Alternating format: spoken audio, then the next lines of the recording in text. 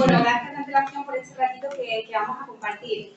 Bueno, mi nombre es Elena Porendura, yo soy la socia y directora junto con mi compañero Roberto, que no está de la Escuela de Coaching Integral. Bueno, estamos un poquito en nuestra sede, en esta casa. Bienvenidos, esperamos que disfrutéis. Hoy viene una persona muy especial a compartir con nosotros algo más que una historia, ¿sí? Una historia de superación, una historia de retos, una historia de vida, una historia de muchas emociones, ¿no? El motivo de que Enrique esté compartiendo hoy con nosotros, ¿no?, es un poco el poder conocer esa historia de superación. Esta que es una escuela de coaching integral, lo que buscamos es poder trabajar a través del coaching, cómo llegar a conseguir esos retos, cómo poder conectar con esas motivaciones internas, cómo abordar nuestros miedos, nuestras inseguridades, que como bien Enrique nos va a contar, pues en su historia de vida y en lo que nos va a contar, pues hubo muchos y esa capacidad de hacerlo, ¿no? El coaching es una propuesta, muchos compañeros ya lo sabéis, una propuesta de poder autoconocernos, saber quiénes somos, qué cosas queremos, qué nos motiva, cuáles son nuestros pensamientos y creencias limitantes cuando queremos conseguir algo y nosotros mismos nos paralizamos. El poder aprender a generar recursos, como Enrique espero que nos cuente alguna anécdota, si no yo voy a contarle de cuando el miedo llega, cuando mi cuerpo me dice que no, mi propia mente es la que me anima y me aboca a seguir caminando por un reto que muchas veces nos supera a nosotros mismos, ¿no? Yo no voy a hablar nada más porque quiero darle todo el tiempo a Enrique, que es un excelente comunicador y es un excelente motivador, una persona que a mí personalmente me encanta y me admiro mucho, a contarnos su historia más fuerte que el miedo, ¿sí? Y sin más, lo dejamos Enrique Gimona Balonero, ¿sí? Un aplauso.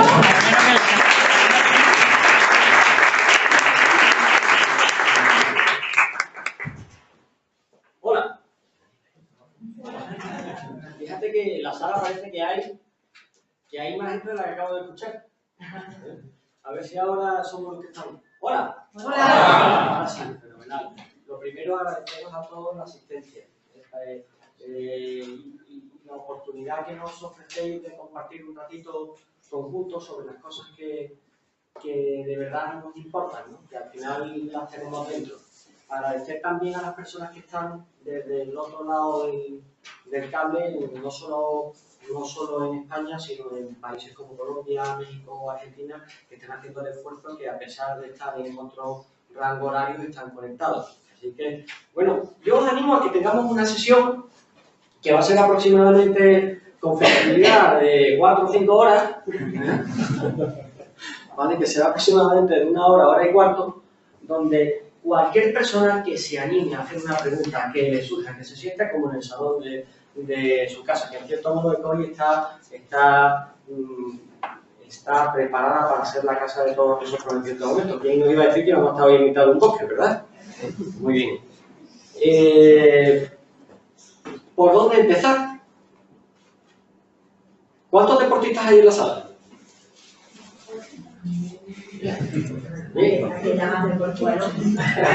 Bueno, eso es. ¿A qué le llamas tú deportista? ¿A qué le llamas tú deportista? ¿Cómo te llamas? ¿Cómo te llamas? Yo, Belinda. Belinda, ¿a qué le llamas tú deportista? Por eso digo que a quién le llamas tú deportista, que mucha gente levanta la mano. Yo no me atrevo a levantarla, aunque hago deporte. Pero tú haces deporte, no es claro. Hago poco deporte. Entonces tú y yo sintonizamos, porque claro, yo soy de los que hago deporte, pero tampoco que pueda decir que sea un deportista o que yo me considere como un deportista profesional, ¿no? Es más, yo más bien en las competiciones que voy eso, mi denominación técnica se llama paquete. Yo soy el paquete, ¿no? Ese que llega el último con una cara de reventado. Bueno, sin ir más lejos tenemos el ejemplo del maratón de Sevilla de este domingo pasado, no, del anterior, y a partir del kilómetro 34 estaba muerto, literalmente, ¿vale? Menos mal que iba mi mujer conmigo, tiraba de mí, prácticamente como si fuera un cochino de estos que le ponen la roya en la nariz, ¿vale? ¿Qué es más fuerte que el miedo? Más fuerte que el miedo no es una prueba deportiva, porque yo no soy un deportista. Soy consultor de recursos humanos y un proyecto de coach. Y de eso vamos a hablar hoy. Vamos a hablar de qué es más fuerte que el miedo. Y de cómo personas corrientes son capaces de hacer posible lo imposible. Claro, cuando asistas a conferencias, observa que los conferenciantes generalmente son unas máquinas. O sea, vas a un conferenciante que es una máquina de hacer deporte y lo ves ahí al tío súper delgadito, con los pómulos metidos para adentro, con un escaso porcentaje de grasa corporal, y con la gorrita de los patrocinadores, y dices que este tío es un máquina. Cuando ves a alguien que te habla de programación neurolingüística o de inteligencia emocional, siempre es doctora de la universidad, de no sé qué, con especial membresía en tal organización, es que es otra máquina. Pero este no es el caso. O sea, habéis venido a una conferencia donde la persona que va a echar rato con vosotros no es ninguna máquina de nada. Yo no soy ni doctor de nada, es más, tengo serias dificultades de aprendizaje que ya comentaremos, ni soy deportista especial de nada, pero sí soy un enamorado de entender que a las personas, soy un apasionado de mi trabajo, que es intentar impulsar a las personas para que hagan posible lo imposible. Porque yo tengo la firme creencia que con constancia, con humildad y con resiliencia, las personas corrientes somos capaces de hacer posible lo imposible. Y como estaba acostumbrado a escuchar, a hacer que las conferencias, había escuchado a conferenciantes, ¿no? Todos hemos escuchado a conferenciantes, y las conferencias se convierten en un rato súper simpático, que son monólogos súper bien estudiados, con unos chistes estupendos y que nos hacen pensar. Pero hay algunas que son basadas en experiencias reales. Y esas que son basadas en experiencias reales son las que pueden marcar lo que yo llamo puntos de inflexión. Puntos en los que nosotros decidimos torcer a voluntad nuestro destino. A voluntad. ¿Vale? Salirnos del río ese en el que estamos metidos, donde nos lleva una corriente y no estamos pensando ni siquiera dónde nos lleva, sino simplemente nos dejamos arrastrar. ¿Vale? Entonces, bueno, yo por circunstancias de mi trabajo empecé a mirar casos de personas que habían torcido su destino. ¿Vale? Y me encontré algunos casos, como por ejemplo este, que yo sé que vosotros sabéis quién es perfectamente. ¿Quién es esta persona? Venga ya, hombre, no quiero que sepáis quién es esta persona. ¿Quién es este? Venga, alguien que diga algo. Antonio Reyes Jiménez. Antonio Reyes Jiménez. Clarísimo. Bueno, si os pongo esta fotografía seguro que lo veis muchísimo. Bueno, no se ve mucho. Pero esta sí, esta sí. Ahora sí, venga. ¿Quién es? El padre. Decirlo alto, decirlo alto. El padre. Y un jamón. La verdad es que aparece con Will Smith ahí, parece que es padre de mí, pero es el verdadero protagonista de la película En busca de la felicidad. Es Chris Gardner. En nuestro país, Cristóbal. Chris Gardner es uno de los ejemplos de una persona que torció su vida voluntad. No sé si habéis tenido oportunidad de estar en contacto alguna vez con la película.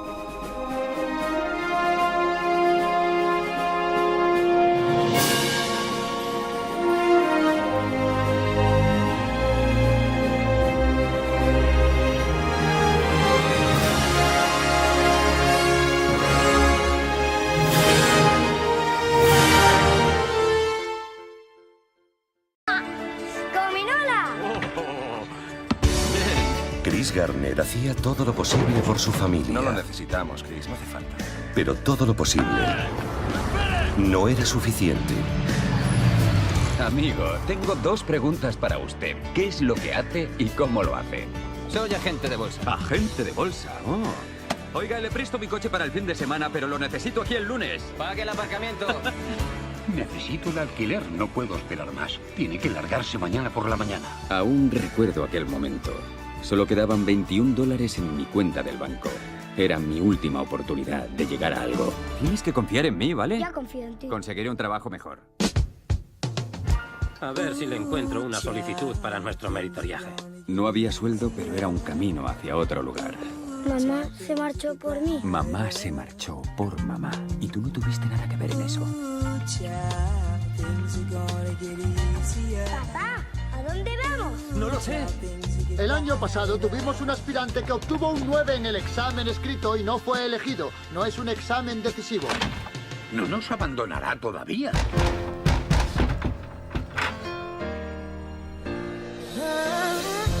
Jay dice que está muy decidido. ¿A dónde va? ¡Vaya al hospital! ¡Tengo que ir a trabajar! Aquí hay un tío que llegará a ser alguien. Esto es imposible. Yo puedo hacerlo. No podrá, nadie puede.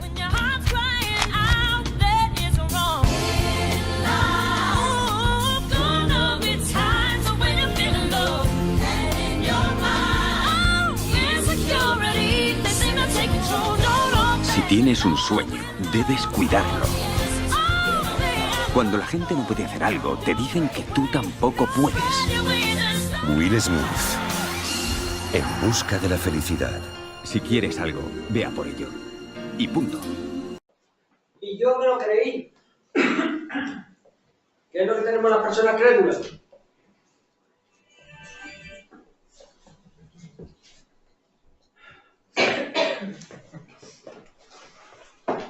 El cambio no es un proceso.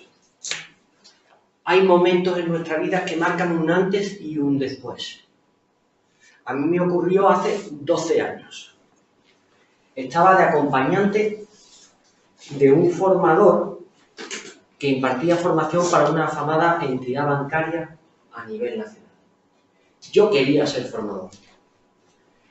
Y estaba intentando que me admitieran en esa empresa, a pesar de mis problemas de concentración y mi trastorno de déficit de atención e hiperactividad. Y esa persona hizo lo que yo llamo en mí el clic. Me dijo, Enrique, lee. O sea, hay personas que no tienen por qué ser suaves, ¿eh? Te pueden querer mucho, pero las personas que te quieren mucho te pueden decir cosas que te hacen muchísimo daño. Y yo le dije, bueno, pero ¿por qué? ¿Por qué? Y dice, no, ¿por qué no? Lee. Y yo me puse a leer y empecé a creerme lo que leía. Y todo eso que pasaba después de ese instante no era el cambio, eran las consecuencias del cambio. Si tú estás aquí ahora y estamos todos aquí en esta sala, si realmente habéis venido aquí en esta sala porque estáis buscando el cambio está dentro de vosotros. Son decisiones que se toman, decisiones personales, decisiones que te cambian la vida. Decisiones que te hacen salirte de la corriente en la que estás ahora para meterte en otra corriente en la que piensas que vas a ser más feliz, que te vas a encontrar mejor. Y todo, bienvenido, y todo el dolor, y todo el sufrimiento, y todo lo que conlleva el cambio estás dispuesto a soportarlo porque no te quieres quedar donde estás en ese momento. Yo no me quería quedar donde estaba en ese momento, y ahí empezó la verdadera historia de Más fuerte que el miedo. Hace 12 años. Y hace 12 años, pues bueno, empezó a arder dentro de mí un fuego. Y empecé a ver que había algo que no coincidía con lo que yo quería ser en la vida. Así que me puse a investigar cómo tiene este tío. Este sí conoce, este sí sabe quién es, ¿no? De verdad, este sí sabe quién es, ¿no? De verdad, pero ¿qué grupo de personas hemos reunido aquí, por favor? Ya, el primero sí, pero el segundo no. Ya. Yo al final lo que he hecho es buscar gente, o sea, yo con muchos libros que leía, desechaba muy lo que había, pero yo buscaba gente, digo, sí, esto es lo que dice los libros, pero esto lo habrá hecho alguien, ¿no? Y me encuentro con esta magnífica persona. Ahora sí, ¿no? Ahora se me un poquito mejor. ¿Es deportista o no? Este sí, este aparentemente sí, ¿no? Y, hombre, si os pongo esta foto ya sí, porque ahí ya se ve incluso los juegos en invierno en los que participó, ¿no? A ver, ¿quién tiene más de 30 años aquí? Levantemos la mano. 97. Exactamente, que la gente de aquí no se puede confiar. ¿Vale? Vale, son los juegos de Calgary, los juegos de invierno de Calgary. Y este es Eddie el Águila Edwards, el deportista más desastroso de la historia del deporte. El que peores resultados sacó en la disciplina de salto de trampolín. Y el que se llevó las ovaciones más grandes de todos los Juegos Olímpicos. Nos embarcamos en una nueva era para el deporte. Una oportunidad para descubrir un nuevo tipo de atleta. Vale, perdón, ha sido culpa mía. Desde muy pequeño, Campeón. mi sueño siempre fue convertirme en olímpico. ¡Eddie! ¡Tú no eres un atleta! Tienes razón, nunca iré a los Juegos Olímpicos. Iré a los Juegos de Invierno. Tú nunca participarás en una olimpiada. Vamos allá.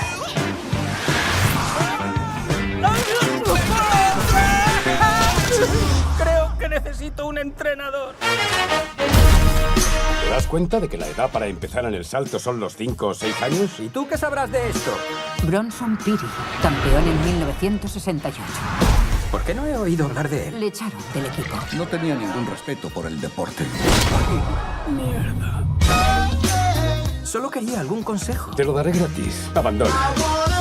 ¿Puedes darme un empujón, por favor? ¿Un empujón? Está mucho más alto de lo que esperaba. ¡Ah! ¿Qué demonios? ¡No dobles las piernas!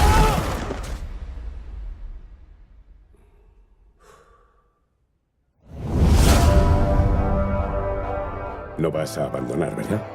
Voy a conseguirlo.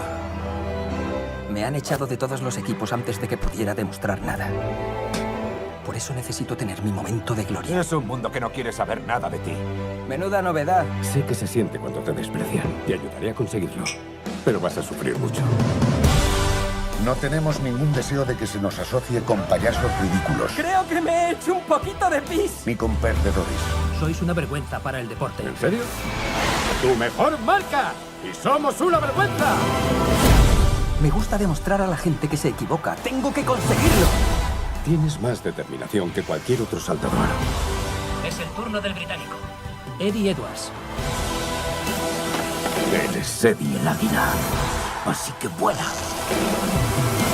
¡Está en el aire! ¿Podrá conseguir lo imposible?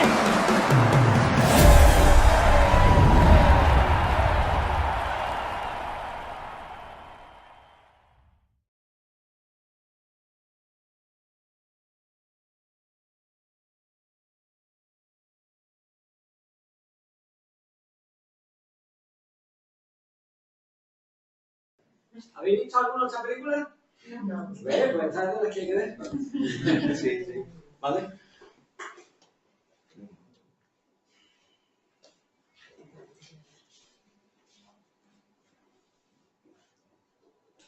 ¿Qué tienen estas personas en común?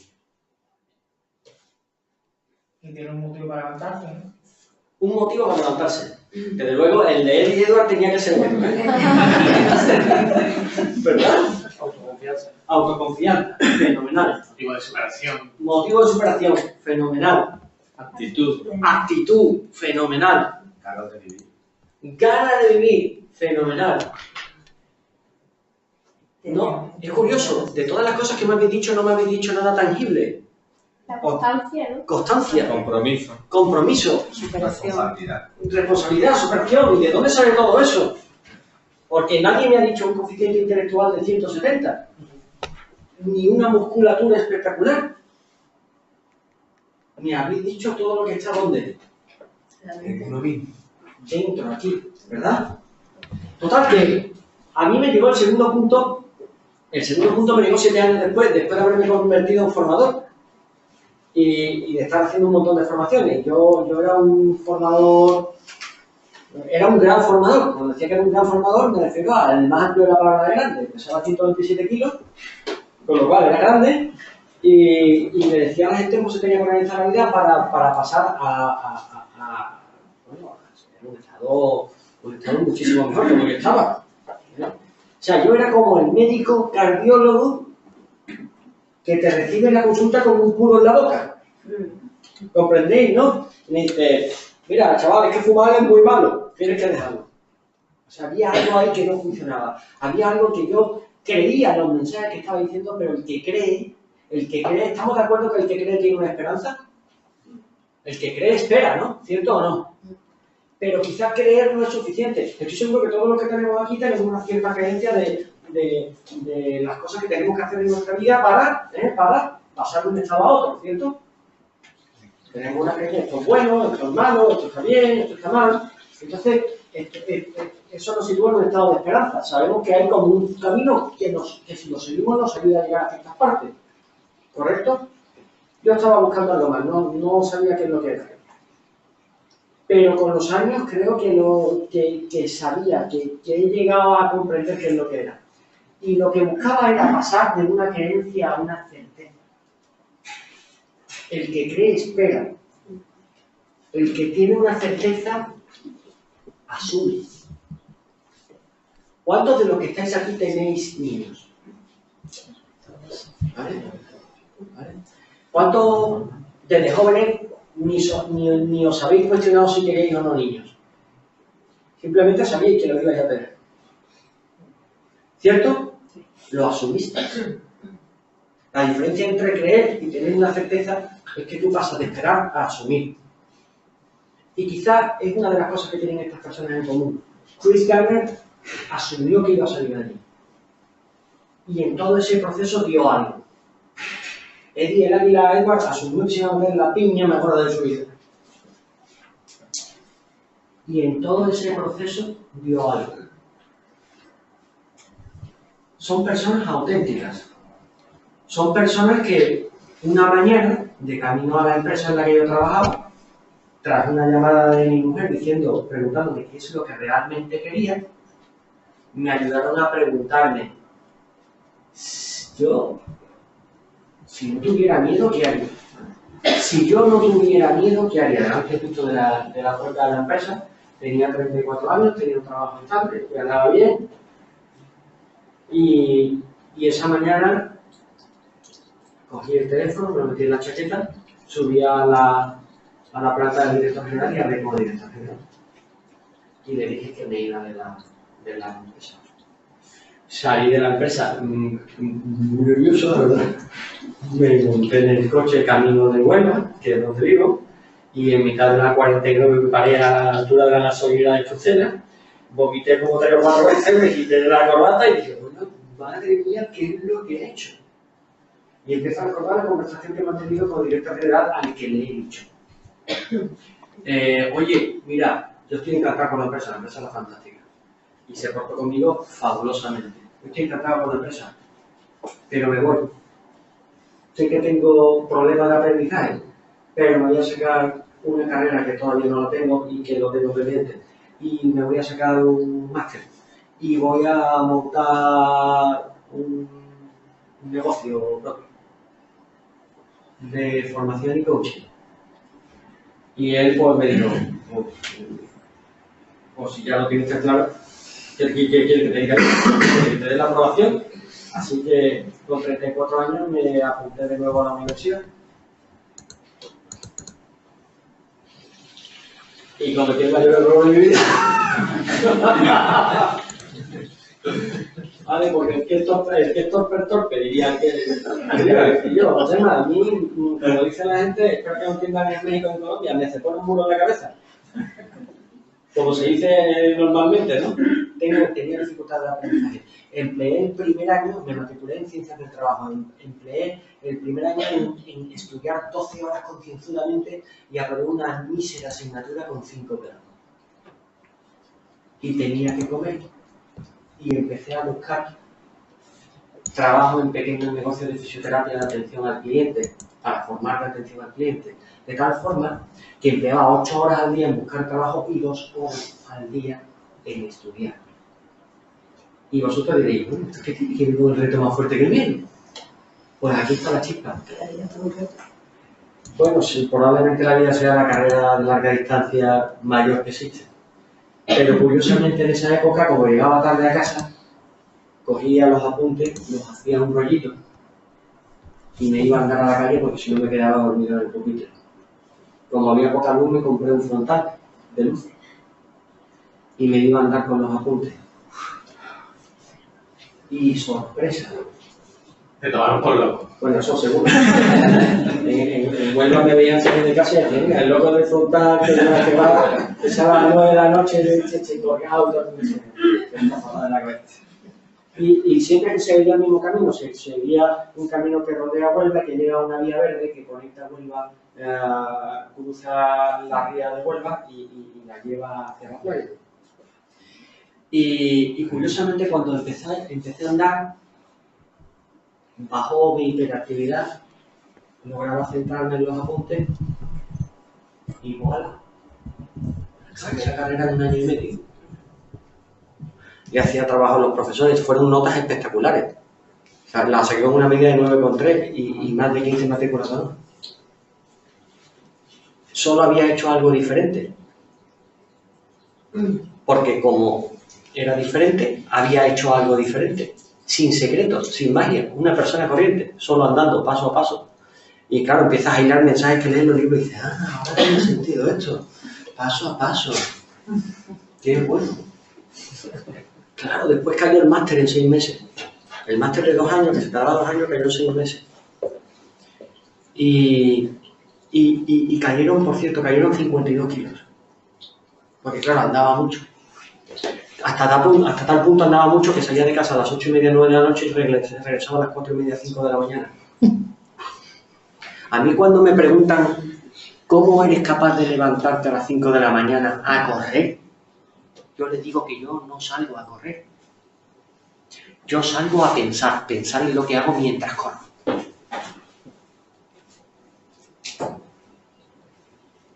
¿Se ve? Yo sigo estudiando cada vez. Para mí correr no es una actividad altamente intelectual. Es una actividad que me alinea, que me centra. Así que ese año hice un reto en Huelva de estar 24 horas corriendo, de dar 13 vueltas a Huelva por un fin benéfico y empezó a montarse el pollo que me llevó a más fuerte que el miedo. Que era decir, oye, pues mira, yo no voy a ser el más rápido en la vida, jamás. ¿Pero por qué? Porque soy consciente de las limitaciones, todas las personas tenemos limitaciones. Pero eso no quiere decir que no pueda llegar muy lejos. ¿Cuántos años vivimos de media? ¿Cuántos años vivimos de media? 80, 80 y pico. ¿Qué es lo que nos hace que dejemos de perseguir nuestros sueños? Cuando tenemos incluso 24, 25, 32, 35 años. ¿Qué hace qué es lo que nos impide cambiar el rumbo de nuestras vidas por completo? Torcerlo. O sea, si el destino va hacia allá, hacer así, a lo tuerzo y le doy la vuelta completamente. El miedo. El miedo a perder, el tentar. Qué bueno. Miedo. Qué bueno. ¿Cuánto tiempo tenemos para cambiar el destino de nuestra vida? ¿Cuánto tiempo tenemos para perseguir nuestros sueños? ¿2 meses? ¿6 meses? ¿1 año? ¿2 años? 60. Todavía. Tenemos toda la vida. Y después averigué una cosa súper cachonda, que estaba jugando con las reglas incorrectas. Echando una manita. ¿Qué es lo contrario de alto? Vamos. Venga, ahora ya pensando, vamos a intentar decir lo más rápido posible. ¿Qué es lo contrario de alto? Bajo. Fenómeno. Esto está... Vamos a hacerlo una vez que suene así como el estilo batallón. ¿Qué es lo contrario de alto? Bajo. Bien. ¿Qué es lo contrario de alto? Bajo. ¿Lo contrario de alto? Bajo. ¿Qué es lo contrario de estrecho? Ancho. Bien. Me llegáis a decir bajo y hoy. ¿Vale? ¿Qué es lo contrario de negro? Bajo. ¿Qué es lo contrario de éxito? Fracaso. Esa es una de las reglas incorrectas que yo tenía metida en mi cabeza.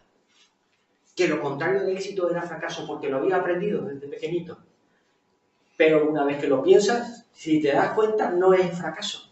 Fracaso forma parte del éxito. Qué bueno, dilo en voz alta, por favor. El fracaso forma parte del éxito. Si tú no fracasas, nunca vas a saber lo que es estar abajo también. Y eso le dio sentido a las 15.001 caídas que tenemos en la vida. El fracaso es aprendizaje. Y entonces cada vez que fracasas, sigues hacia adelante. Así que después de hacerlo de la vuelta a Huelva, digo, oye, pues yo también quiero perseguir lo imposible. Y entonces me metí en un follón bastante gordo, que era decir, bueno, pues yo no soy deportista, pero voy a hacer el triatlón más largo que se haya hecho de forma continua,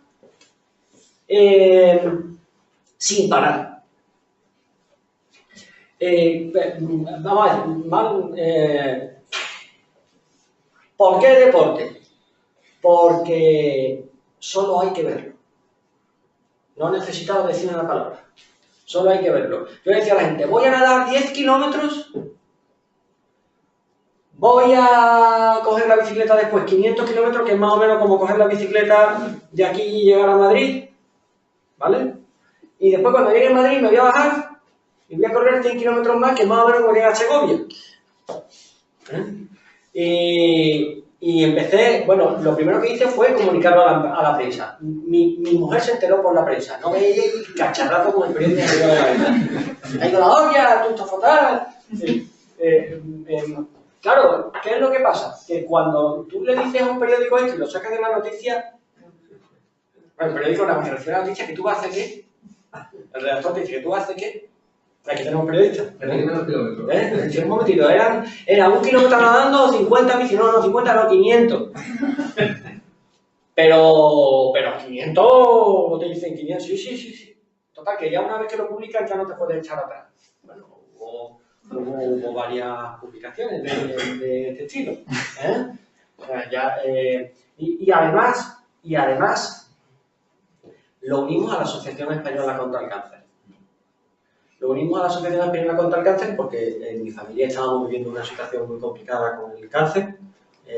Mi madre estaba luchando contra un cáncer y porque es curioso como cuando miras a tu alrededor ves que hay muchísimas personas en esa misma situación y queríamos que en cierto modo el imposible fuese luchar cada día contra una enfermedad tan terrible sin perder la actitud ni el sentido de la lucha. Así que nos pusimos manos a la obra, y digo nos pusimos porque esto no se hace solo. O sea, es decir, cuando tú vas a entrenar, si convives con una persona, le tienes que decir, oye, que salgo a entrenar. Y te dice, ¿otra vez? ¿Vale? Así que, y después, bueno, tú lo comentas con todas las personas y dices, bueno, voy a hacer esto es posible, y dices, no, esto es imposible. Y entonces averiguas que cuando tú le dices a una persona lo que quieres hacer y te dice que es imposible, no es que sea imposible, sino que ella no se ve capaz de hacerlo. Y entonces, por lo menos llega a una verdad, que cuando lo hiciste 3 veces le dices, tú estás loco, y le dices, probablemente. ¿Es verdad? ¿O no? ¿Qué pensáis? Total, que ya me vine arriba, me puse a entrenar, eran 2 años de entreno aproximadamente, y digo, bueno, pues si ya lo vamos a hacer bien, vamos a darle un mensaje a esto que funda, un mensaje potente. El ser humano es capaz de hacer cosas que parecen imposibles. La frontera entre lo posible y lo imposible desaparece cuando asumimos la responsabilidad de nuestro propio futuro.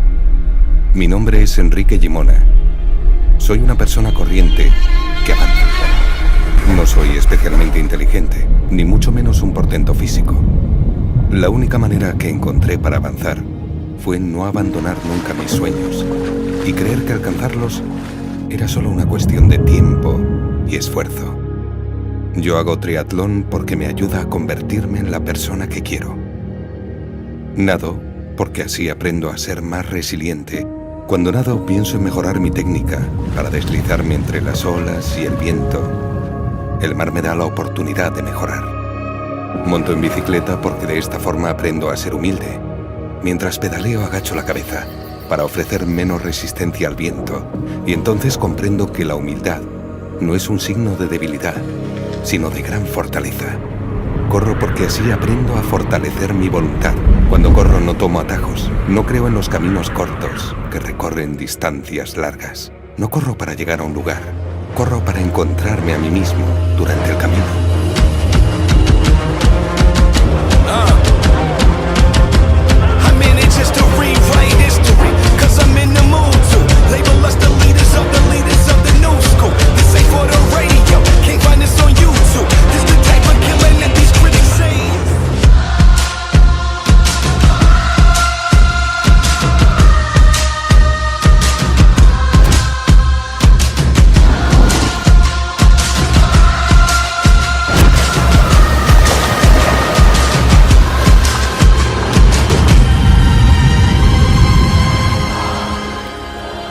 Más fuerte que el miedo es sentir que puedo ayudar a creer que con voluntad, humildad y resiliencia se puede hacer posible lo imposible.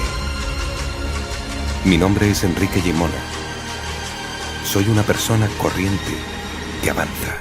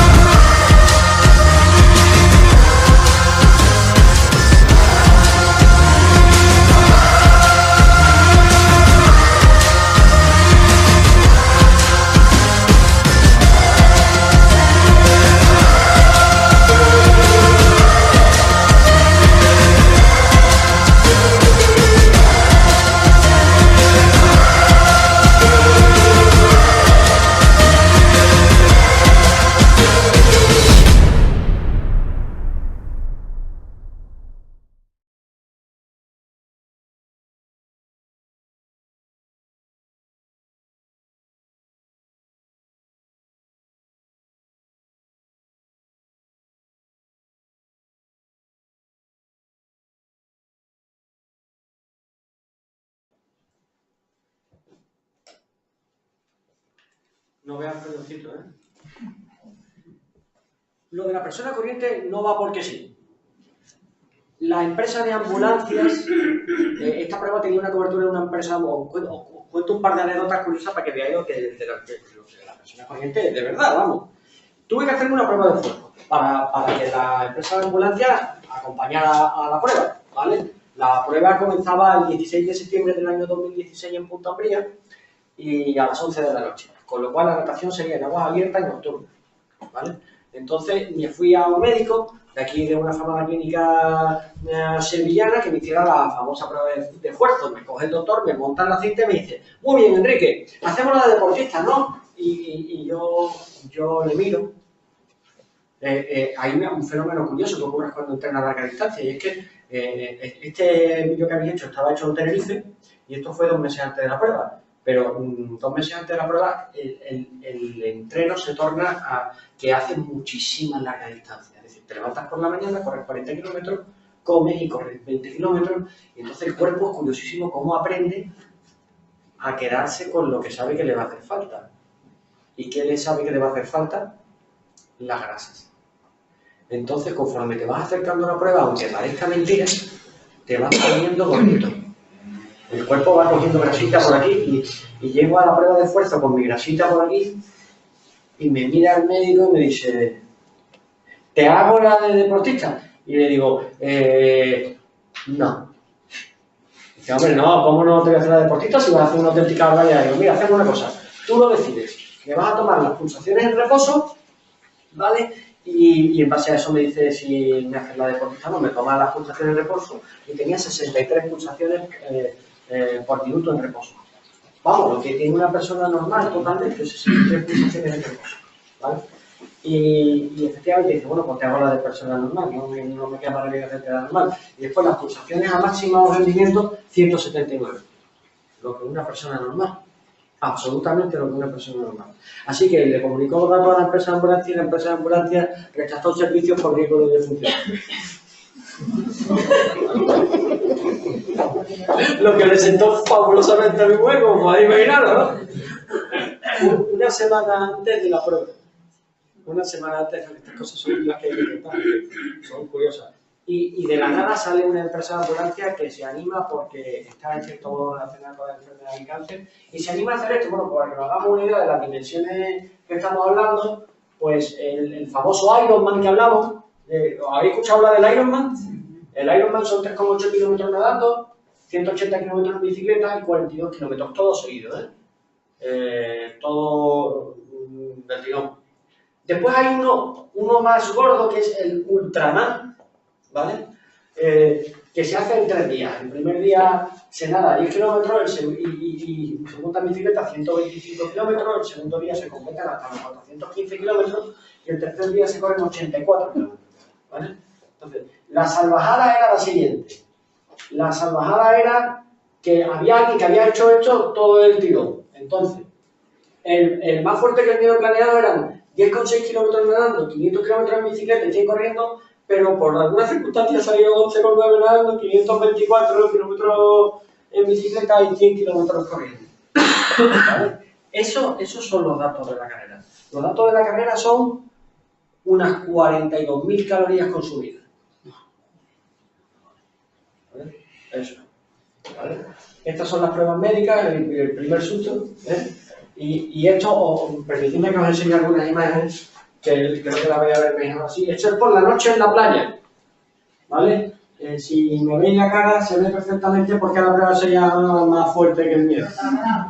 Estoy absolutamente acojonado, ¿vale? Ahí están las personas de la Asociación Española contra el Cáncer que me entregaron una piedra estupenda y me miraban así como cuando tú te vas a despedir por última vez de una persona. Y dice, bueno, chaval, muchísimas gracias por todo lo aportado y tal. Y estaba ahí en la ambulancia, los amigos que vienen a saludarte y a decirte, bueno, pues nada, que me ha encantado conocerte, mira, este es mi amigo. Y bueno, en la natación seleccioné a 10 nadadores para que pudieran nadar porque era una experiencia preciosa. Nadar por la noche con unas lucecitas que llevábamos, que eran unas bolitas que iban con luz. Pues cogimos a 10 nadadores expertos a nivel nacional, hasta uno vino de Canarias y otro eran del Club Triatlón de Huelva y bueno, y nos lanzamos al mar para que compartieran esa experiencia, porque la verdad es que fue precioso. Fue una noche increíble.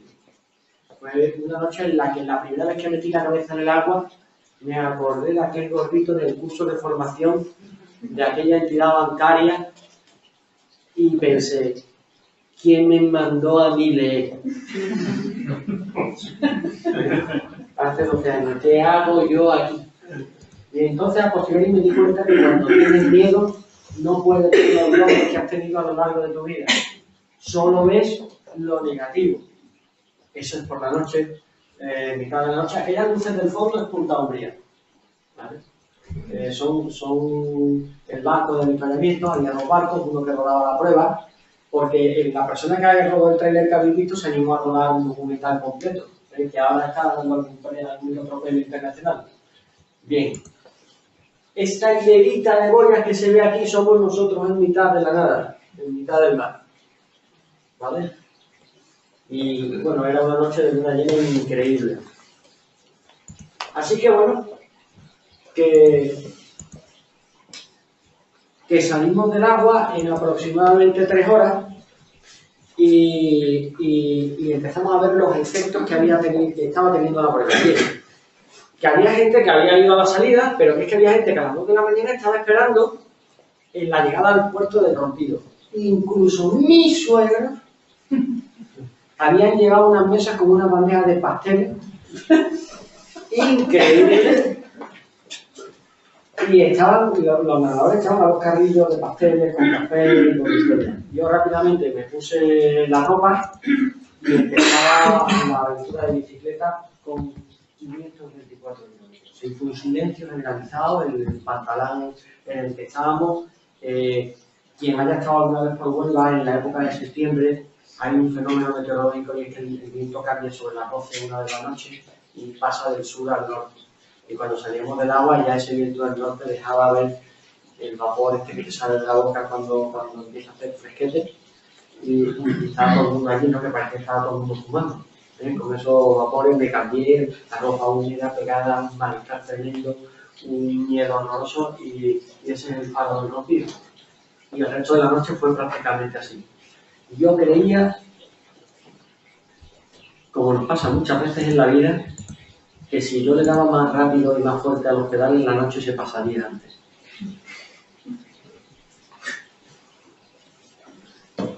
Pero la noche pasa en el tiempo que pasa.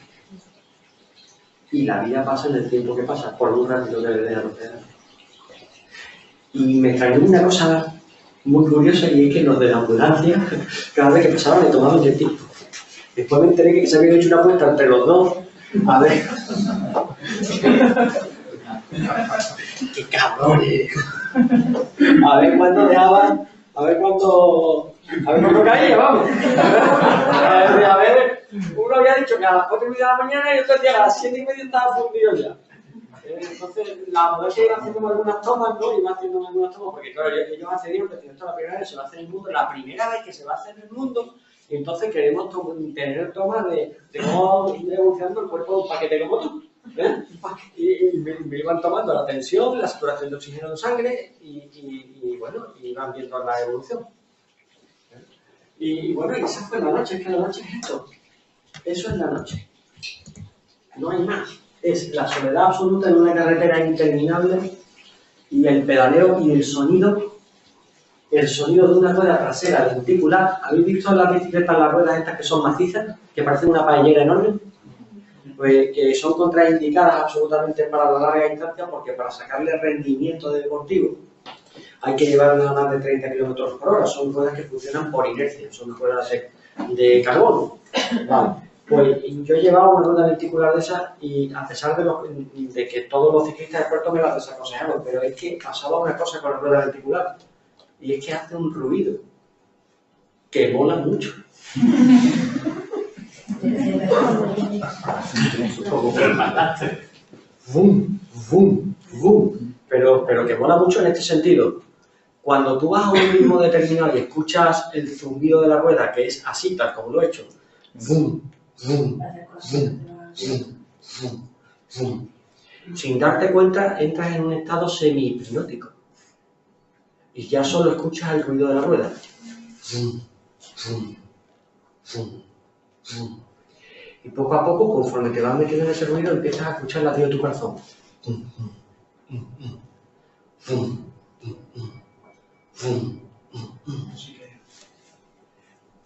Y 2 meses después me entero que a eso se le llama mindfulness. ¿Vale? Que es atención plena. Yo llegué a perder el sentido del tiempo. Cuando vivimos con pasión una tarea y nos entregamos a ella a lo largo de nuestra vida, sea cuando sea, dure el tiempo que dure, perdemos la sensación del tiempo. Si os ocurre que haciendo algo perdéis la sensación del tiempo, sin duda estáis haciendo algo que os apasiona.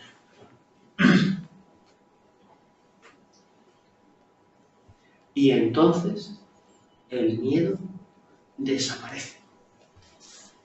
Porque solo estás atento al cómo lo haces. A cada instante, a cada segundo, a cada latido del corazón. A cada gota de sudor que te transpira por los brazos. A cómo te cruje el estómago cuando tienes un hambre que te estás muriendo. ¿Vale? Y ahí es donde la tortilla y la nocilla hicieron efectos maravillosos. ¿Vale? Total, que pasó la noche. Y a la mañana siguiente, sorpresa, la mancha de internet, no se sabe cómo, había pasado de ser local, con algunos comentarios jocosos que no voy a entrar en detalle porque, en fin, ¿no? a ser nacional, europea y multicontinental, en escasamente 10 horas. Ya Sudamérica, Norteamérica, Europa del Este, estaban poniendo mensajes y un grupo de ciclistas se había animado a acompañar. Decían, no, nosotros te acompañamos durante una serie de kilómetros, cuando nos cansemos te abandonamos, y así estuve acompañado toda la prueba. Y la gente se acercaba. La gente se acercaba y me decía, oye Enrique, ¿qué tal? ¿Cómo estás? ¿Tienes agua? ¿Tienes comida? ¿Cómo te encuentras? ¿Te encuentras bien?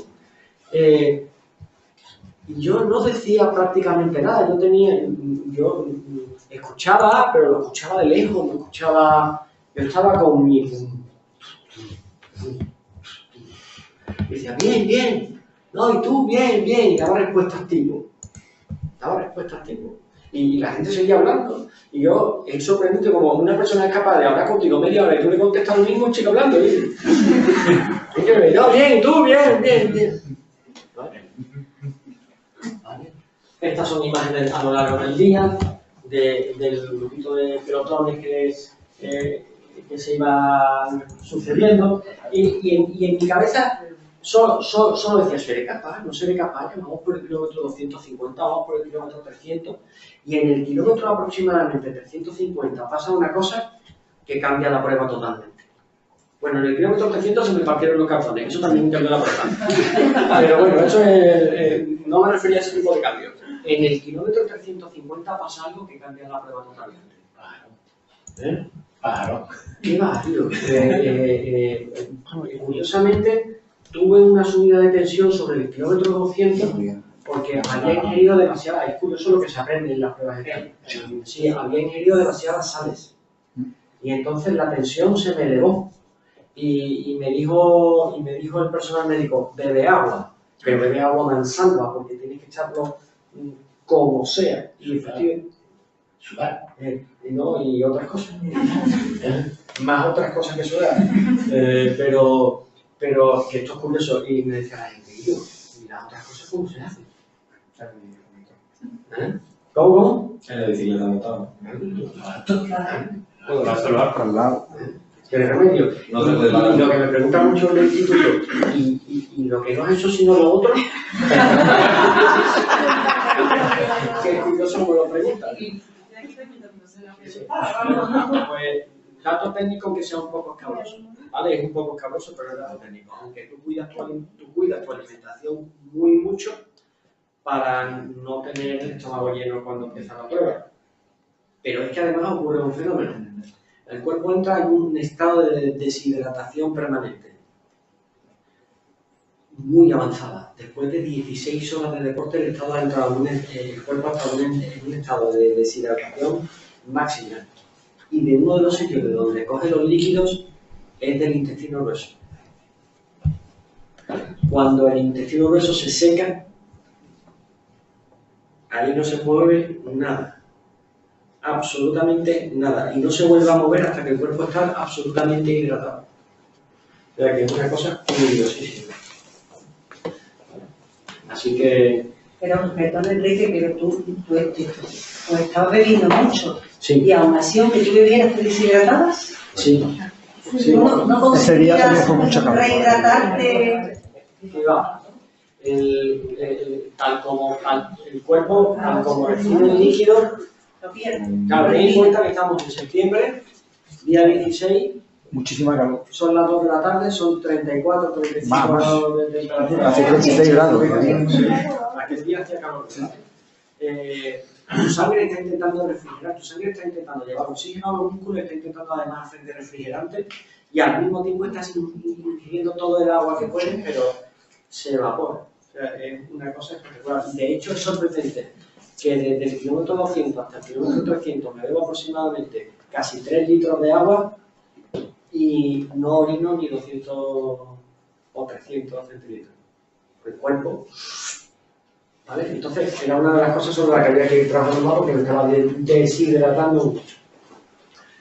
Entonces, a las 4 de la tarde, en una carretera adyacente al monte, yendo con un club que estaba acompañando, que se llama el Club Tartesos, ocurre algo. Y es, nos vamos acercando al monte, no sabemos por qué el ritmo de bicicleta aumenta y se mete en 34, 35 km por hora, 33 km en pelotón, ya sabéis lo que pasa, que que parece que es verdad, ¿no? Tú dices, esto lo hubieras hecho y sido capaz de hacer solo. Digo, no sé por qué no lo hice solo. Desde luego te voy a decir una cosa, como en equipo, o sea, solo se podrá ir más rápido, pero en equipo más lejos, seguro. Seguro. Se ponían delante, hacían como una punta de flecha, era precioso, hacían una punta de flecha y yo me metía en medio y me quitaba del viento, aparte de que yo iba ahí acoplado abajo, era espectacular.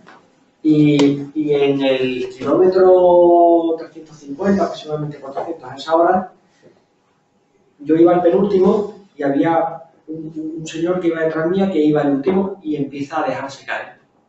O sea, yo creo que se me pone la cara colorada un poquito y empieza a dejarse caer. Y se va a 100 metros atrás. Y el resto del pelotón no lo es, simplemente se va a 100 metros, el resto de la gente está hablando, etc. Y en ese momento no sé qué pasa, de verdad que no lo sé, pero simplemente lo veo y freno. No sé por qué, simplemente frené y me dejé caer. Y en el trayecto de los 100 metros que me que frené y me dejé caer y fui llegando a él, la prueba cambió por completo. Yo no sé si fueron los kilómetros los que mandaron mi ego a tomar por saco, porque lo desgasta tanto que ya... Pero en el momento de frenar y dejarte caer, de verdad, en el momento de decir, ahí hay una persona que realmente necesita ayuda y eso, ¿qué más da, no? Frena y cuando llega al lado de él, se llama Javier, cuando llega al lado de él le dije, Javier, muchas gracias, tío. Y me mira así muy raro y me dice, ¿por qué? Dice, porque acabas de cambiar todo el mundo de la prueba. Y es que las personas somos capaces de hacer posible lo imposible cuando tú no eres el fin, solo un medio. Cuando eres un medio para echarle una mano a los demás, ya no te preguntas cómo estás. Ya no te estás chequeando constantemente si estoy bien, si estoy animado, si estoy desanimado, si voy a conseguirlo, si no voy a conseguirlo. Simplemente empieza a aparecer la certeza. Lo voy a hacer. Es que lo voy a hacer. Porque es tan bonito lo que estamos viviendo y hay tantas personas que están arrimándose y que tienen la esperanza de que esto vaya adelante. Hay muchos que estaban acompañando que tenían un familiar con cáncer, que llegaban reventados al final de los ciclos de quimioterapia y que aún así querían seguir luchando. Y empezamos a encontrar el sentido a la prueba. Los kilómetros se van sucediendo, los gestos de complicidad son preciosos, se empieza a vivir una energía increíble. O sea, espectacular, el miedo ha desaparecido, son las 5 de la tarde, nos estamos llegando a Mazagón, han pasado más de 400 kilómetros y el sol empieza a caer. Y bueno, esa es una cara que a mí me encanta porque refleja perfectamente el ánimo de las personas. Esa es mi mujer, que estuvo acompañando toda la prueba con el avituallamiento, que francamente no sé qué es lo que es más duro. Y aún así conservaba su sonrisa. Y eso se contagia, porque los conocimientos se aprenderán y las habilidades se entrenarán, pero la actitud se contagia. ¿O no? ¿O no? Y así se le va quedando uno el cuerpo cuando lleva 400 y pico kilómetros en la pechuga.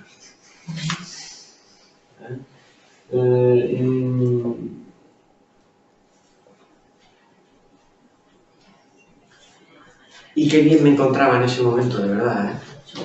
O sea, es de los momentos más felices que recuerdo. Cuando realmente tienes un sentido de hacer algo concreto.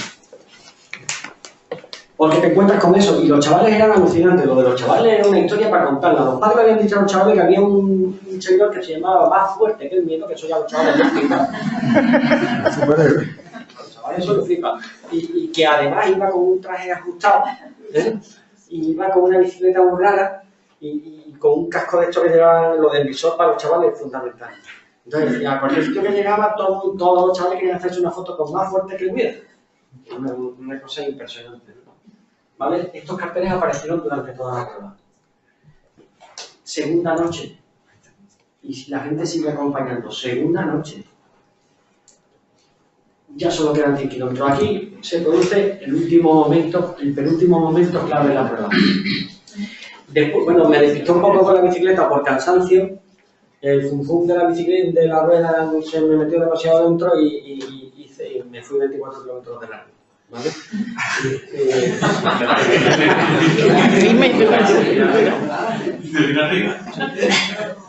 Te prometo que no fue que me hubiese salido. Yo no sé de que puedo dar 24 kilómetros antes, paro.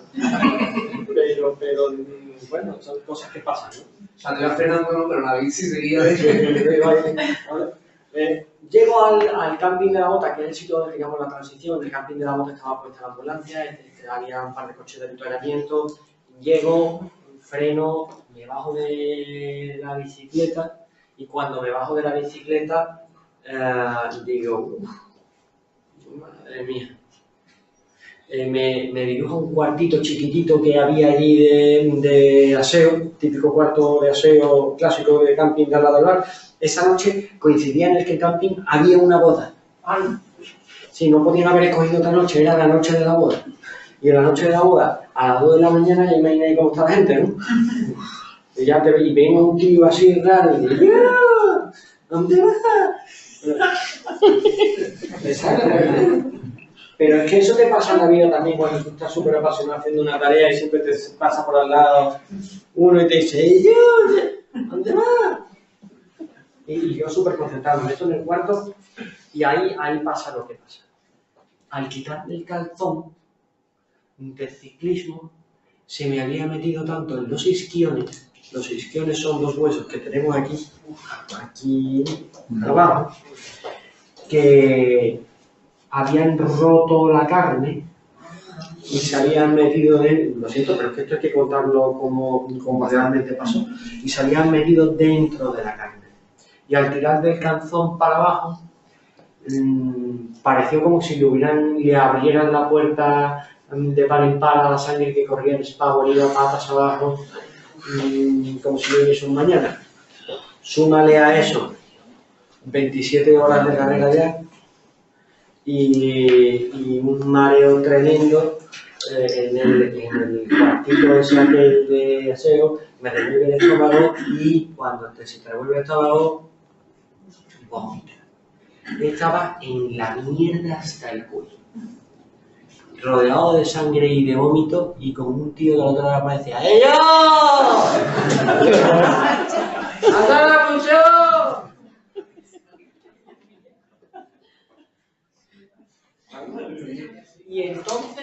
Y entonces escucho la voz de mi mujer. Y escucho, ¿Quique, estás bien? Y en un milisegundo se me dilatan las pupilas, respiro, digo, sí, cariño, ahora mismo salgo.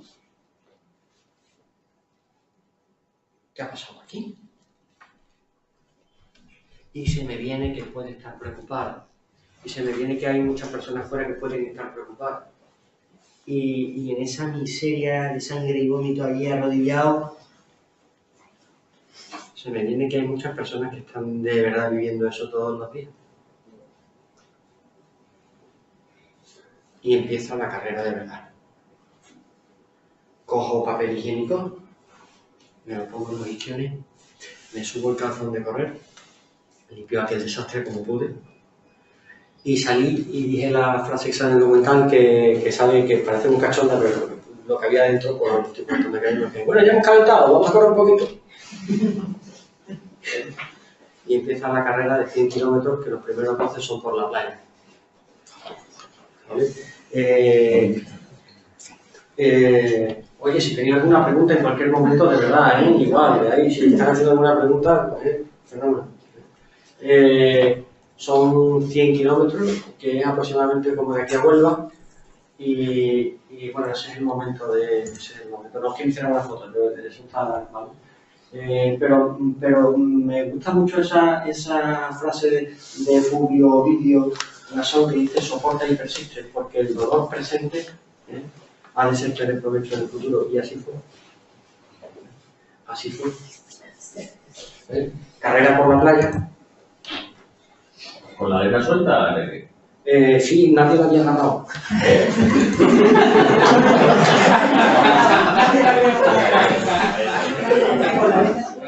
Con la arena suelta, Gorka, con la arena suelta. Con la arena suelta es muy fuerte. No, eran los 12 primeros. Los 12 primeros eran todos. Los 12 primeros tíos es una arena suelta.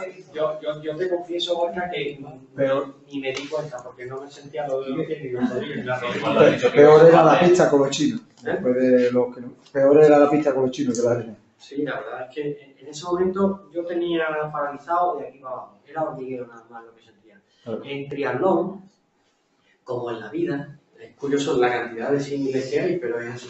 Hay dos transiciones, ¿no? Transición se llama el momento en que tú cambias realmente la musculatura. O sea, el empleo de la musculatura que has utilizado en la prueba que hay antes, se va relajando y empieza a activarse la siguiente modalidad. En el ciclismo y en la carrera, la musculación que se utiliza son antagónicas.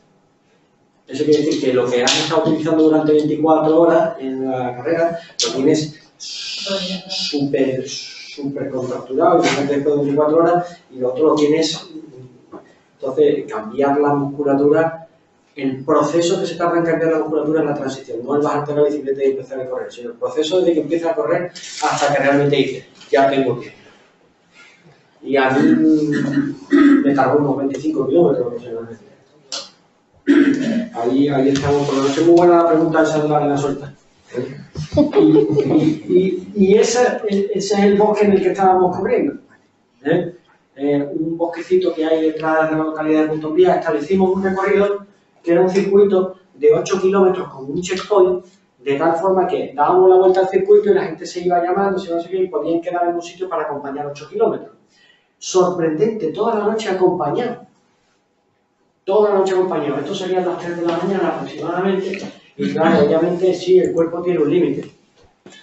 Aproximadamente a las 7 de la mañana, de la primera noche, no, de la segunda noche, no, de la segunda mañana, empiezo a correr haciendo zigzag y a decir incongruencia. Estoy diciendo paso de rendirme. Y la gente que me dice, este tío está frito absolutamente. Llamaron rápidamente a los servicios médicos, esperaron a que llegase al checkpoint, y en el checkpoint me pusieron los electrodos rápidamente, me tomaron la tensión, me echaron sobre una camilla y me echaron hielo sobre las piernas, y estuve en la camilla unos 30 segundos, 25, 30 segundos, y nada más que me tumbé en la camilla, me di cuenta. Digo, no voy a acabar la prueba. No la voy a acabar. Y... mierda. Estoy fundido. Y entonces dije... pero no voy a fracasar. No. Me voy a levantar y voy a hacer lo único que puedo hacer para, por lo menos, ser más fuerte que el miedo. Para decirle a las personas que están luchando contra situaciones duras que hasta el final. Porque cuando sabes que no llegas, por lo menos dejas un legado. ¿Me comprendéis? ¿Me explico? Sí. Y entonces me levanto y digo, voy a apretar hasta caerme y que me recojan el servicio de ambulancia. Y por lo menos habré sido más fuerte que el miedo. No habré hecho la prueba, pero habré sido más fuerte que el miedo. Y eso quedará. Así que me levanto, y en el momento que me levanto, ¡wow! Las 15 personas que hay allí, ¡Enrique! ¡El tío más grande que hay allí! Me levanto me echo la gorrita para abajo, y salgo a correr. Salgo a correr. ¿Cuántos corréis aquí? Para hablar del ritmo, ¿no? O sea, salgo a correr a 6 minutos al kilómetro, llevaba aproximadamente, en ese momento llevaba 34, 34 kilómetros, 6 minutos al kilómetro, pues, está muy bien, para toda la tralla que llevaba, y diciendo, ¡ah, qué ritmazo, tío, qué ritmazo, venga, vamos, todo el mundo, venga, qué bien, qué bien. A los 400 metros iba a 5:40. que es un puntito más de velocidad. Y con ese es un ritmito. Pero bueno, ahí Oscar, yo, ¡qué barbaridad, tío! ¡Qué bien, qué bien! A los 500 metros iba a 5.15. Iba a 5.15. Y ya la gente va a decir, ¿y ya qué? Y ya, ¿qué está pasando por acá? Y ya. A los 400 metros iba a 5. Y ya nadie hablaba. Todo el mundo había entendido perfectamente de qué iba el tema. Y no he sentido un respeto más profundo ni en la vida. Y todos estábamos ahí, éramos los mismos, solo se escuchaban las respiraciones. Entonces ya empieza a notar un calor. Ya está, ya viene. Empezó a notar un calor tremendo cuando giramos al final de la curva y antes de que se ponga el sol de cara como está ahí, empezó a notar calor y noto la saliva que me vuelve a la boca y digo, ya está, esto es lo que están diciendo los médicos, que antes de palmarla te encuentras de miedo y caes como una chinche después. Pero no, curiosamente esa saliva llegó para quedarse, se me humedecieron los ojos y sería el kilómetro 38, 39 aproximadamente, me giré, me di la vuelta y le dije a la gente, vamos a acabar esto. Fue la primera vez que lo supe que íbamos, certeza absoluta, que íbamos a acabar, absoluta. Quedaban aproximadamente 61 o 62 kilómetros. Hostia. Ya estaba hecho. Solo quedaba sufrir. El objetivo estaba cumplido. Éramos más fuertes que el miedo. Y estaba saliendo el sol. Después me enteré por el equipo médico que lo que me había pasado es que me había saltado el segundo ciclo de sueño. Y que las personas se pueden llegar a morir por falta de sueño. Yo no lo sabía. Pero por lo visto se pueden llegar a morir por falta de sueño. ¿Vale? Y bueno, lo que sucede a partir de ahí es que, bueno, cuando tú cambias obviamente lo que tú crees, tú cambias lo que tú haces. Pero lo que hacen quizás no es lo importante. Porque da igual que fuesen 100 kilómetros o que fuesen 120, ¿qué más? Son solo kilómetros. Lo importante es que cuando tú cambias lo que tú haces, tú cambias en quién te conviertes. ¿Y en quién te quieres convertir?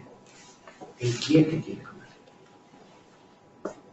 Yo quería ser más fuerte que el miedo. Claro, las cosas tú dices, bueno, yo no tengo la certeza que lo voy a conseguir, obviamente, pero el cuerpo tenía otros planes.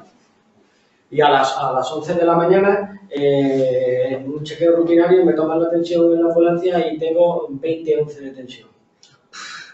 Y me dice la chica de la ambulancia, esto está fenomenalmente recogido en el documental, se llama Rocío ella, es un ejemplo de superación, por experiencia dura de verdad. Y me dice ella, Enrique, ¿tienes 20-11 de tensión? Digo, pues muy bien, mira, ya no sé ni cómo me llamaba. Muy bien, vamos a seguir corriendo. Shh, quieto. Dice, ¿tienes 20-11 de tensión? Significa, lo que significa esto es que cuando una persona tiene 20-11 de tensión se le hospitaliza, se le medica, se le dejan por lo menos un día en observación, y entonces si la tensión le ha bajado, se le deja marchar. Y así que, y había un amigo mío que se llama Juanjo del Doc, que estaba enfrente y que después me confesó que él iba ya para la prueba.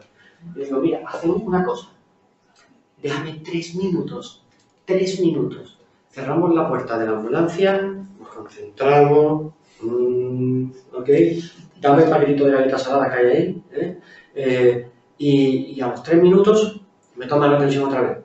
Y hace eso. Y me toma la tensión y está en 13,8. Joder. Y se le enrojecen los ojos a Rocío y le dice al cámara que grabe eso y que no lo ha visto en toda su carrera profesional. Y yo la miro y le digo, el cacharro está estropeado. Y ese es el momento 2011. ¿Okay? Ese es el momento 2011. Y hay cosas en la vida que no tienen explicación. y el potencial que tenemos nosotros dentro, oculto, no lo tiene. Intentamos ponerle nombre y apellido, pero es desconocido.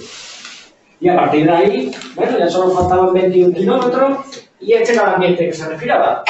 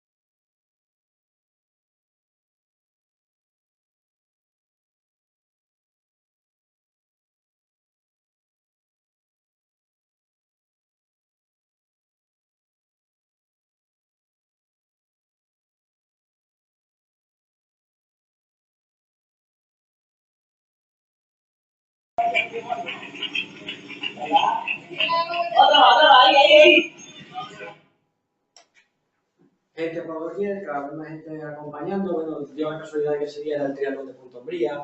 El concejal de deportes se portó espectacularmente bien, cogió la meta del triatlón, se la llevó al polideportivo. Yo no sé cuánta gente estábamos allí, pero había, yo creo que bastante. Había bastantes personas. Y lo más bonito es que un manto de esperanza estaba sobre todos nosotros. La gente estaba viviendo algo. Todos hicimos ese día, ese fin de semana, algo diferente. ¿A que sí? Todos rompimos nuestros miedos. Todos. Es increíble, tío. Bueno, hubo personas que... Verónica, por ejemplo, no había corrido más de 14 kilómetros y ese día corrió 47. Otro chaval, José Luis Trufero, no había nadado más de 4 y nadó 11. Yo mismo. Tú mismo, tío. Hice el tren por la mañana, 180 en bici por la tarde y corrimos 30 por la mañana. Impensable. Impensable. Fue impensable, era impensable. Tierza, que no había corrido nunca, corrió 30 kilómetros también. Increíble, tío. Fue el reto de mucha gente. Sí, fue el reto de todos, fue el reto del equipo. Sí. Fue una demostración de que la actitud se contagia y que cuando tenemos esa actitud contagiada nos venimos arriba. Y entonces lo posible empieza a aflorar por todas las esquinas y lo imposible deja de existir. Fue una experiencia preciosa, fue el triunfo de los sueños sobre el miedo, de la pasión sobre las dificultades, del servicio a los demás sobre el dolor. Eso fue más fuerte que el miedo. Ahí es cuando te das cuenta que solo hay una cosa más fuerte que el miedo. Solo hay una cosa que nos lleve a ser constantes, humildes y resilientes. El amor. Solo el amor es más fuerte que el miedo. Es que nuestra intención era ayudarte a ti, fuiste tú el que nos ayudaste a todos nosotros. Yo no hice nada, no sabía ni que estaba. Exactamente, pero es que fuimos a acompañarte y resulta que te acompañamos. Los pipos que nos acompañaste a nosotros. Esa fue la verdad. Esa fue la verdad. Así que, bueno, esta es la historia de más fuerte. Esta es la historia de más fuerte que el miedo. La gente de un montón de personas que busca encontrar ese gran potencial que tiene dentro. Es una historia de amor. Y bueno, os dejo con un pequeño vídeo que yo creo que os puede resumir muy bien el espíritu de la palabra.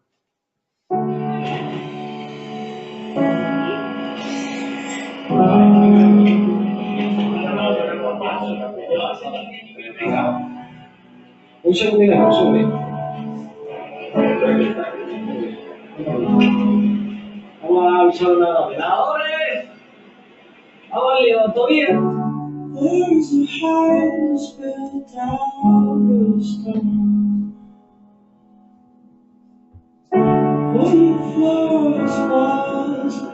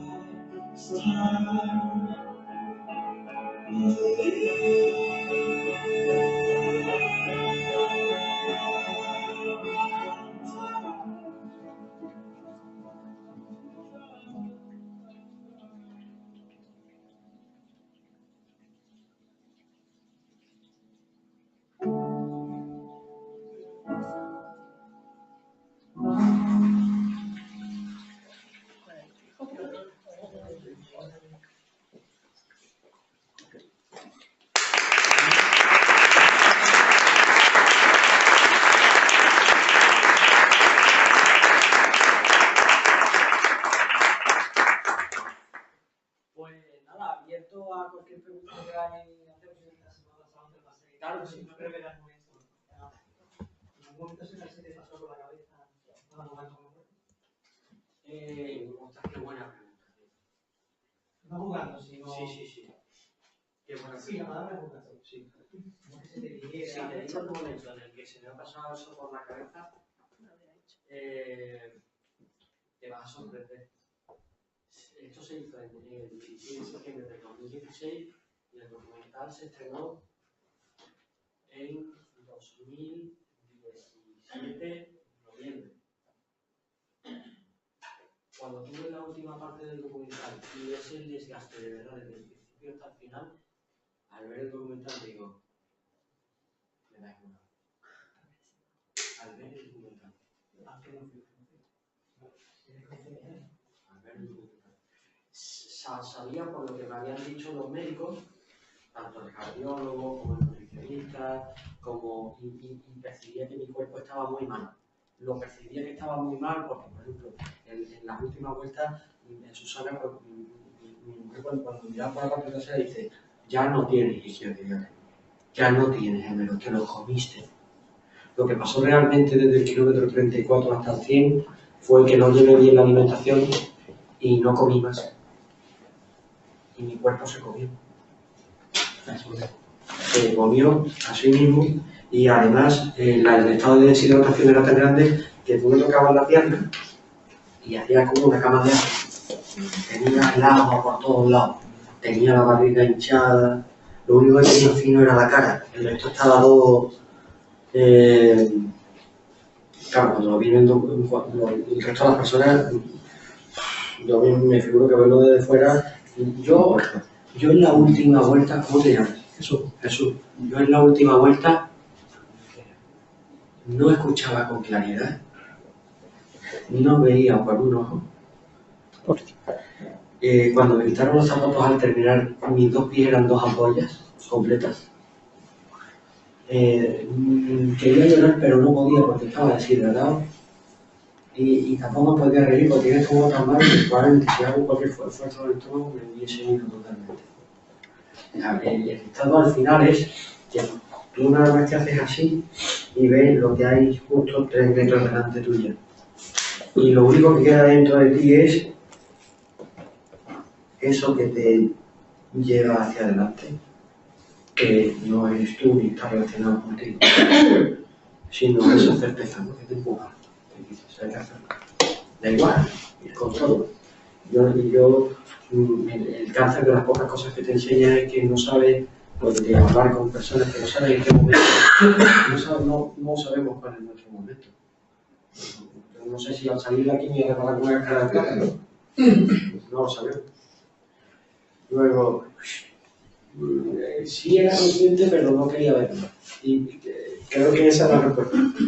No quería verlo. Y generalmente vemos lo que miramos. No miré hacia ese lado. Quizás fue uno de los pocos momentos en la vida en los que he escogido dónde quería mirar y no era hacia ese lado. Quería mirar hacia el servicio de los demás o hacia... Qué buena pregunta, tío. ¿Qué ha cambiado desde el Reiki anterior a la carrera y el que ahora mismo está explicando? Pues mira, he tenido mucho alivio.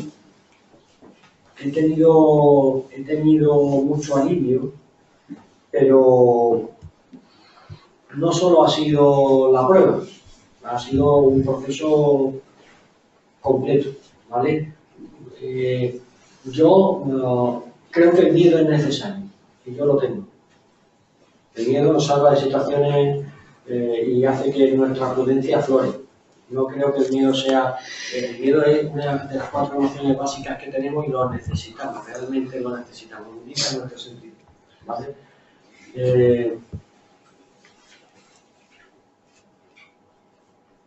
Quizás he escogido mucho más dónde mirar, qué quiero ver. También es verdad que esto no es solo de la prueba, esto es la prueba, también después el año que hemos compartido, yo he necesitado ayuda para procesar todo aquello que me pasó en la prueba, y bueno, pues esta escuela ha sido, y por eso lo estamos haciendo aquí, ¿no? Esta escuela ha sido una plataforma estupenda para poder procesar eso y encarrilarlo bien y sacar conclusiones y tal. Pero quizás darle más importancia a las cosas que quiero darle importancia y restarle importancia a esas que no quiero darse. Hay muchas veces que nos levantamos, que yo me estaba levantando, había muchas veces que yo me estaba levantando y estaba viendo todo lo negativo. O sea, pasar de víctima a responsable. Cuando tú eres víctima y te levantas y dices, claro, es que me pasa esto, es que me pasa lo otro, es que aquello es así, es que está lloviendo, es que este tío es un malaje, es que así no se puede trabajar, es que la cosa está muy mala. Ya veremos a ver qué es lo que es la cosa. Yo era más así. Es decir, oye, ¿qué voy a hacer con mi día hoy? ¿Vale?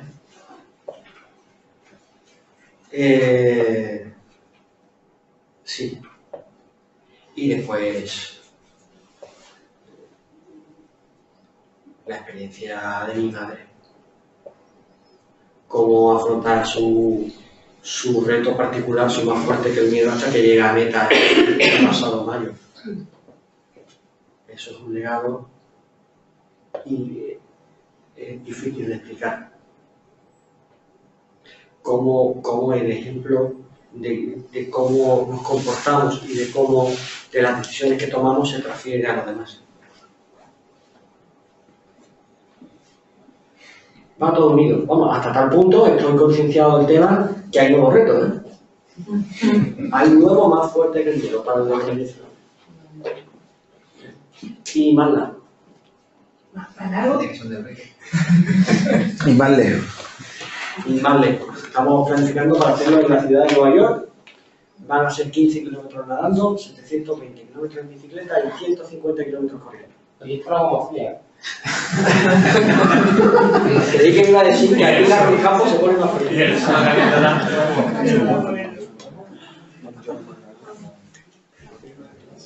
Buena pregunta. ¿Alguna preguntita más por ahí? ¿Alguna pregunta? ¿El después, Miguel? Sí. No, el después de la prueba. Oh, increíble el después. Increíble el después de la prueba. Increíble. El después fue. Llegas a meta, no tienes que llegar a meta y dices, menos mal que te caes. No, allí está, y había cuántas personas. Corriste a 4 por la pista. Ah, es verdad, eso no me acordaba. Que incluso los que llevamos 30 kilómetros decimos, yo, ¿qué? Es verdad. Llegamos a la pista de Timo y los últimos 400 metros encima de 4 los medios de comunicación he hecho lo otro, que tuvo un par de horas por lo menos después de la prueba allí. Sí.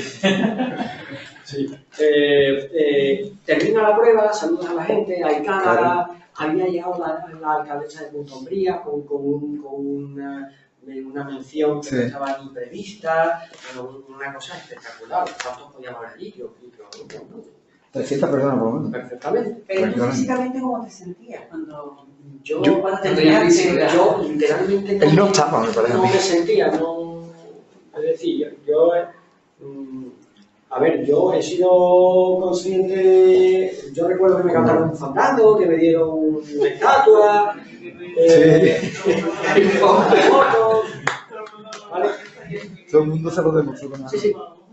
Para una prueba como esta está claro que trabajar el tema físico es súper importante, ¿no? Como has contado, ¿no? Pero ¿cómo se prepara una persona para afrontar eso que hiciste mentalmente? Sí. Mira, yo el entreno más largo que he hecho han sido 17 horas. Que con respecto a 41 horas, no te preparas físicamente para lo que viene. Ya. La cuestión es que llega un momento en el que empiezas a consumirte y la preparación es más mental que física. Es, ¿qué sentido tiene lo que estoy haciendo? Eso es lo que te preguntas. El motivo. ¿Qué motivo tiene? ¿Qué sentido tiene? Y cuando dejas de mirarte a ti mismo y empiezas a mirar a los demás, lo encuentras. En mi caso, no son verdades absolutas, en mi caso fue eso lo que funcionó. Cuando dejé de mirarme a mí mismo y empecé a mirar las caras de los demás y cómo sonreían y cómo esa ilusión, esa esperanza, esa actitud que nos envolvía a todos se iba generando, ya está, ya no me lo cuestioné más, ¿vale? No me lo esperaba. Yo siempre digo que este reto lo hice para buscar yo respuestas y encontré mucho más en el camino. ¿Vale? Con respecto al hecho de porque no te he contestado, me despedí de la ambulancia, ya se fue todo el mundo, cuando se fue todo el mundo del polideportivo, me quedé con el fisioterapeuta, me tumbó en la camilla y me quedé croquis. ¿Vale? Me quedé croquis porque me quitó las dos ampollas que iban toda la planta del pie, era una ampolla. Y la otra. Y de ahí me levanté, a los 40 minutos, ya estaba el tío empezó a preocuparse. Me monté en el coche, nos fuimos al hotel, que estaba a aproximadamente 500 metros, y desde que me levanté hasta que llegué a la habitación pasaron unas 2 horas. ¿Vale? Y ahora, llego a la habitación, pedimos 3 pizzas, una 4, bueno, nosotros no. Pedimos 3 pizzas, la historia es la siguiente, pedimos 3 pizzas, cojo 3 sillas y las pongo así como esta al lado de la cara. ¿Vale? Las cortamos, cojo un trozo de una, me lo como y digo, ya no puedo más. Tu estómago está acostumbrado a... Ya no puedo más. Te acuestas. Y ahora, Susana se acostó, no estaba hecha polvo, se quedó frita. Y a los 20 minutos te despierta el corazón. Y yo al servicio. Esa noche perdí del orden de 7 kilos. Pero vamos, perdona. El líquido. Era una pregunta de ¿tú te pesaste antes de comenzar la prueba y después? Eso es una cosa que te quiero preguntar. ¿Cuánto perdiste? ¿Qué dejaste? Bueno, mira, en porcentaje de grasa es gracioso, ¿no? Yo estoy mal hecho. Sí, el porcentaje de grasa empecé la prueba con un 12% de grasa y acabé la prueba con aproximadamente, al día después de la prueba, ¿vale? Volví otra vez a la farmacia donde tal y tenía un 11,7% de grasa. Apenas había perdido grasa. Y sin embargo, había perdido en masa muscular casi 6 kilos. ¿Vale? Después, como acabé la prueba gordísimo y me iba hinchando cada vez más.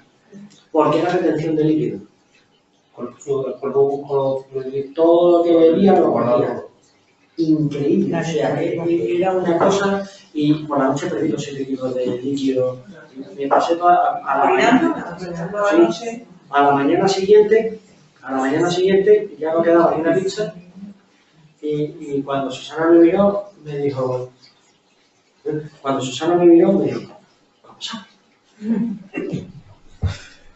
La cara era totalmente diferente, el cuerpo estaba muchísimo más delgado, otra vez estaba... Has comentado antes algo del ego. Sí. Y quería preguntarte qué papel crees que tuvo el ego en la experiencia. Inicialmente un papel importante. O sea, inicialmente desde hace 12 años cuando me dijeron lee, el ego en un momento dado dice, me va a decir a mí que yo lea, voy a leer, ahora te vas a enterar de lo que lees, y te pones a leer por ego. Hay un componente de ego que está en nuestras vidas y es real, y es el ego. El ego nos lleva a competir. El ego nos lleva a querer ser más. Pero el ego tiene un límite. O sea, hay ciertas cuotas de dolor que yo no digo que en mi caso, por ejemplo, los deportistas profesionales, yo estoy convencido que algunos son alérgicos a perder. Pero alérgicos. Entonces, ahí yo creo que el ego tiene un papel importante de llevarnos al máximo rendimiento incluso por encima de sus posibilidades físicas. Pero es una cuestión actitudinal también. Es actitudinal. O sea, es como un Fórmula 1 que ya de por sí son genéticamente espectaculares, que lo llevas al 200%. Yo, la verdad es que te confieso que yo no tengo mucho ego, yo tengo ego. Pero yo me voy a competir contra alguien y cuando ya se me a perder, le digo, pero sí tenía ego. Pero el ego va más allá que la competitividad. Va cuando tu mundo empieza y acaba en ti. Solo en ti. Solo de el efecto que tienen en ti tus decisiones y nada más que en ti. Sin embargo, empieza a disiparse cuando te fijas cómo afecta a los demás. Pero el ego tiene un papel importante en la persona. Son aspectos psicológicos profundos que vienen desde la infancia. Y es la búsqueda de la aceptación y el amor que alguna vez no se ha conseguido. Esto es natural en el ser humano, lo tenemos todos desde que hay alguna vez en nuestra adolescencia que esperamos el cariño de nuestros padres y no nos lo dan, y dice, sí, pues voy a ser la mejor persona del mundo. Para crecer ese cariño. Y desde ahí nace y surge y se desarrolla. Enrique, por aquí hay una pregunta. Sí. Aquí María de Cádiz dice, hola, soy María de Cádiz, quería preguntarte, Enrique, si una vez vences al miedo con esta experiencia tan brutal, quiere decir que ya nunca más sientes miedo, o tal vez quizás que actúas siempre a pesar de ese miedo. Muchas gracias, saludos. Qué bueno, muchas gracias María de Cádiz. Una vez vences al miedo una vez. ¿Vale? Eso. Creo que esa es la respuesta. Y eso quiere decir que has encontrado el camino de vencer al miedo. Luego, si quieres vencer al miedo otra vez, probablemente te orientes hacia ese camino. Pero una vez que vences al miedo una vez. No sé si te vale la respuesta, María de Cádiz. Creo que para el próximo reto eres capaz de inducirte momentos de flujo, momentos de trance. Buena pregunta. Sí, es que para el próximo reto no me va a quedar más remedio que aprender a correr conmigo. Sí, porque van a ser 70 y pico horas. No voy a poder soportar un tercer ciclo de sueño sin dormir. Y ese va a ser un estado de semiconsecuencia y voy a tener que entrenarlo también. De hecho, probablemente tenga que correr como un lazarillo y con una venda en los ojos durante determinados tiempos para conseguir algo de sueño y de descanso. Quería saber si tienes hijos. Te iba a contestar en plan gracioso. No te iba a decir como el Beni de Cádiz, ¿no? ¿Tú conoces el Beni de Cádiz? Sí. ¿Dice matriculado o sin matricular? No tenemos hijos. De momento. Pero nunca se sabe. Pero si hubiese sido una transferencia preciosa para ella. Es un legado fantástico. Que una pregunta, ¿a qué te lleva este otro reto? ¿Por qué lo vas a hacer?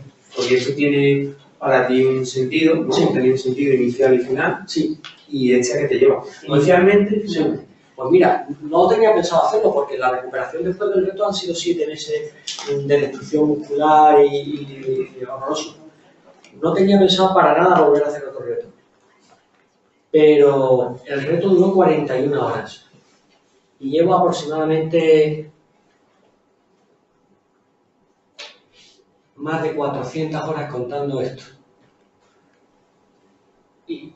Y cada vez que lo cuento, observo reacciones de las personas y se convierte, como hemos vivido aquí, un ambiente como mágico, ¿verdad? Donde todos queremos buscar nuestro impulso y donde ese es el verdadero sentido. Ese es el verdadero sentido. Que son 70 horas en comparación a todo lo que pueden llegar a ofrecer. A lo largo de estos meses después del reto he recibido muchísimas agradecimientos, incluso aquí en esta escuela me ocurrió algo muy gracioso que tengo que contarlo. Tengo que contarlo. Mira, empecé el máster de coaching aquí, lo empezamos en mayo del año pasado, ¿vale? Justo 2 días después de la muerte de mi madre. Y total, llegamos aquí, nos sentamos, nos quedamos un poco asombrados por el tal cual, y empezamos a presentarnos. Mira, yo soy tal, soy cual, y bueno, pues yo soy Enrique Guimona. Y hay una persona aquí que está sentada y dice, ¡no jodas! Y le digo, sí, soy Enrique Guimona, pero tú. Y dice, tú. Y digo, pero yo, tú eres Enrique Guimona, eres de más fuerte que el miedo. Digo yo, ya me dio miedo, digo yo. Ya no sé qué contestar, digo, sí, soy yo. Dice, no que lo vas a creer. He visto el vídeo ese que habéis visto antes durante 2 meses, 3 y 4 veces al día. Estaba en el hospital. Y me lo ponía por la mañana. Y cogía mi andador con el suero y después de ver el vídeo me decía, yo soy una persona corriente que avanza. Y he salido de ese trance viéndote todos los días, tío.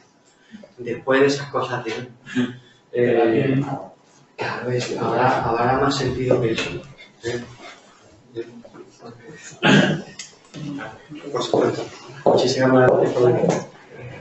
Te pregunté yo una cosa, aunque no era el caso, nada, estábamos en verano en bicicleta, te podrás encartar, yo.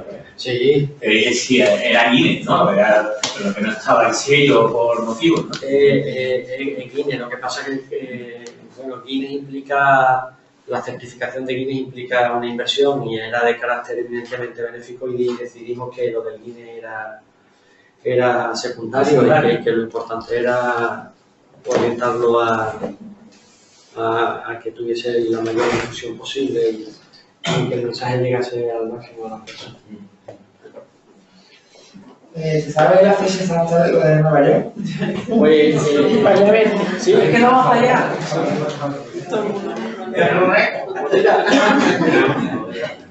Se está barajando para que sea en septiembre de 2019, probablemente para terminar el 10 de septiembre. ¿Vale? Sí. Sí, yo ya estoy entrenando, estoy en ello.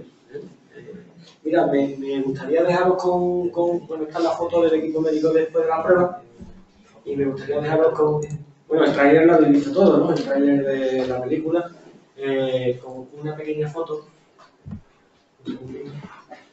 ¿Qué? Que encantado, muchísimas gracias por venir. Ese es el antes y